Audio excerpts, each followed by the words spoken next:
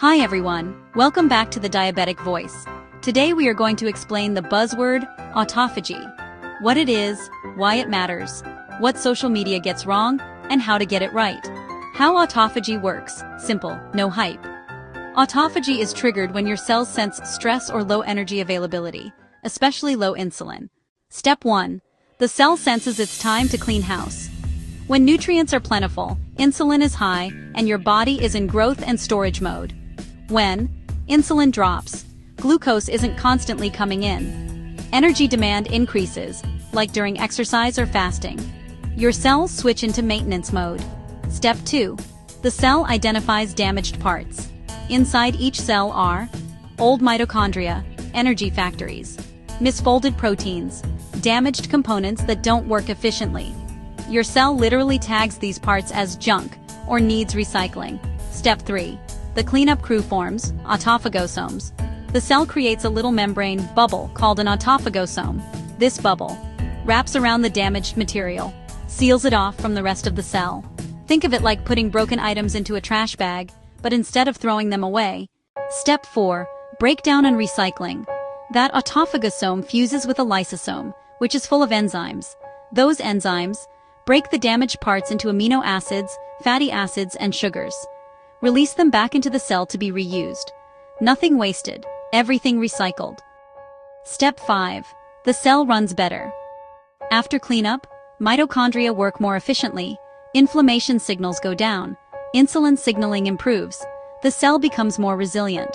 This is why autophagy is associated with better metabolic health, improved insulin sensitivity, slower cellular aging.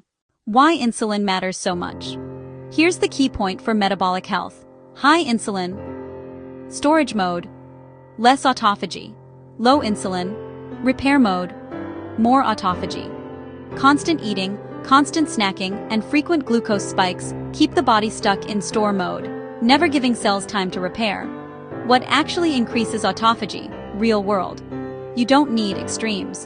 Autophagy is increased by time between meals, overnight fasting, exercise, especially strength training, lower carb or lower insulin states, better sleep, not by starving, stressing your body, chasing arbitrary fasting numbers.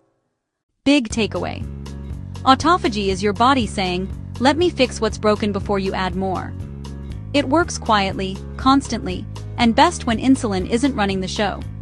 You've probably heard social media say things like, autophagy only starts after 72 hours of fasting, or, if you eat one bite you've ruined autophagy, or, autophagy will cure diabetes, cancer, and aging. Let's slow this down. Way down, because most of that is not true. First, what is autophagy? Autophagy is your body's cellular cleanup and recycling system. Your cells identify damaged or dysfunctional parts, break them down, recycle the components for energy, repair, and renewal. Think of it as housekeeping at the cellular level.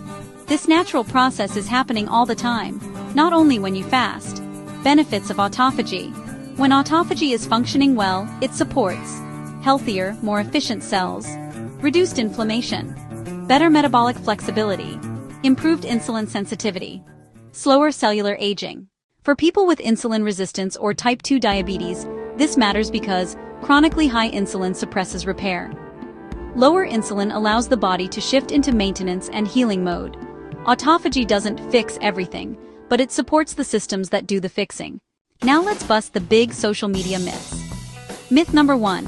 Autophagy only starts after 48 to 72 hours of fasting. False. It's a lie. Autophagy is always happening at a baseline level. Fasting simply increases it. It begins to rise when insulin drops. That can happen overnight. It increases further with longer fasting, exercise, or calorie restriction. You do not need extreme or multi-day fasts to benefit. Myth number 2. If you eat anything, autophagy stops completely. Also, false. Another lie. Autophagy is not an on-off switch, it's a dimmer. Protein, carbs, and insulin can reduce it temporarily. But that doesn't erase the benefits you already got. Your body doesn't panic because you ate lunch. The idea that one bite ruins everything is fear-based nonsense.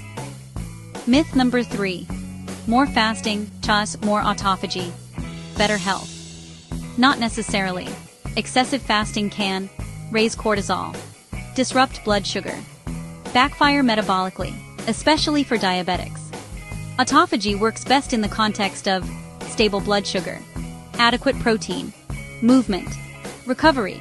Stress is never a health strategy. Myth number 4. Autophagy cures diabetes.